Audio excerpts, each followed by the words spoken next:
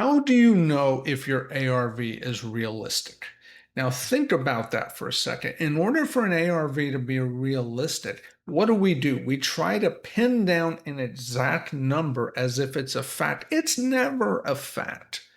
Why? Because properties are only worth what the market is willing to pay, and the market is consumed of a lot of people, thousands, tens of thousands, hundreds of thousands, right? Line a bunch of people up. They're not all going to say the same thing. They're just not. You already know this if you've borrowed money because one lender said it's worth this and the next lender said it's worth that. It's just a bunch of opinions.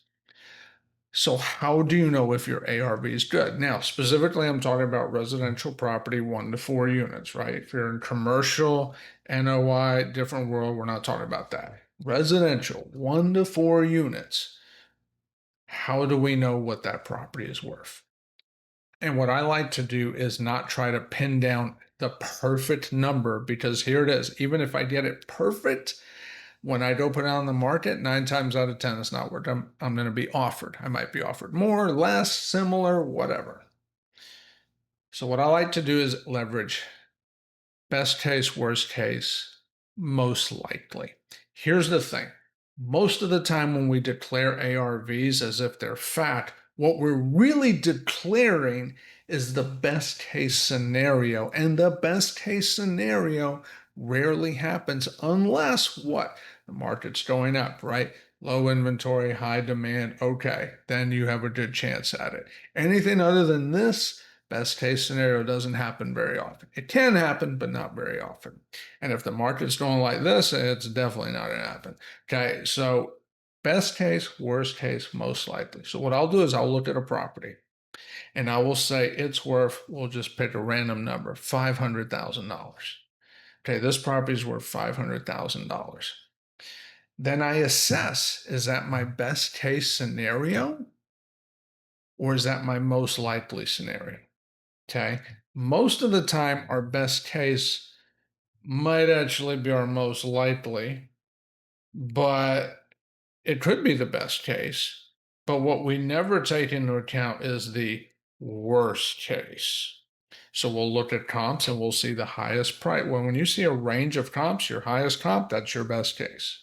Your middle comp, and I say middle loosely because middle can be have some subjectivity to it, but my most likely is somewhere in the middle of that range somewhere.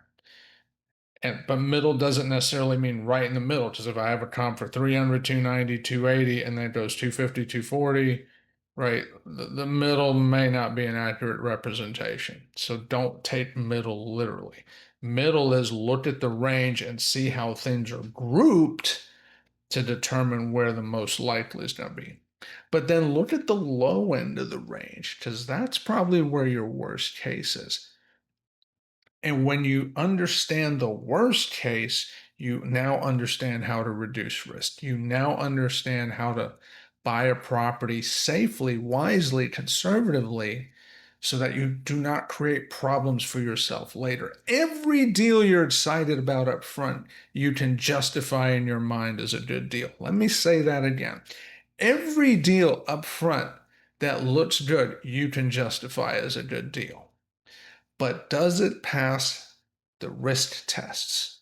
Okay. You want the excitement. You want to be excited about a deal. You want to solve sellers' problems and so on and so forth. But don't forget risk, because if you solve someone's problem and create 5 more for yourself later because you were overly optimistic, this is what you call a bad day.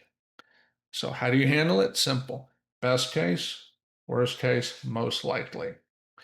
Best case, if everything goes kind of good, pretty good, I'll probably end up here.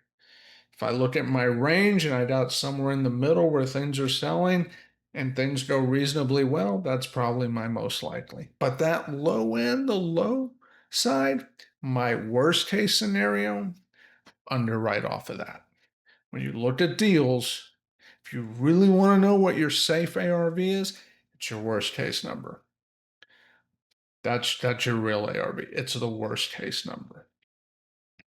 because then you've allocated for risk. Now, you might look at that worst case and say, well, we're not going to be anywhere near that bad. And you're probably going to be right more often than not, but you will not be right 100% of the time. Any investor that's done this for a few years knows that when they thought they wouldn't be on that low end, they ended up at that low end. It just happens to everybody. I don't know a single seasoned investor that said, we should have looked at that low end side a little more closely. Don't discount it. The low end, underwrite off that. If you can make a deal work off the low end, the worst case scenario, you've got a deal almost every time. Okay. I won't say every time because there's always exceptions. Because what if you buy off the worst case and it works and the market goes down? Well, then it just shifted again. One last piece of this. When you're looking at ARVs, best case, worst case, most likely. But one thing that will help you even further, look at the trends. I get deals nowadays where I know the market's declining. So I'll say, oh, well, it's worth this today, but that market's declining, so it might go down. But I'll also look at past trends because I'll be like, oh, well, that property used to be worth $100,000 more 3 years ago. What does that tell me? I might be able to buy that property if I buy it right and reduce risk today for the long haul. It'll probably go back up, but I just don't know when. It might be 2, 3 years. It might be a decade. Who knows? So I gotta look at the trends, past trends, as well as future trends. Which way is this market going? Where has it been? Right? If I buy a property today and it's at the highest it's ever been, it could keep going up, but guess where else it could go? Down. I want to account for that. I definitely want to account for that.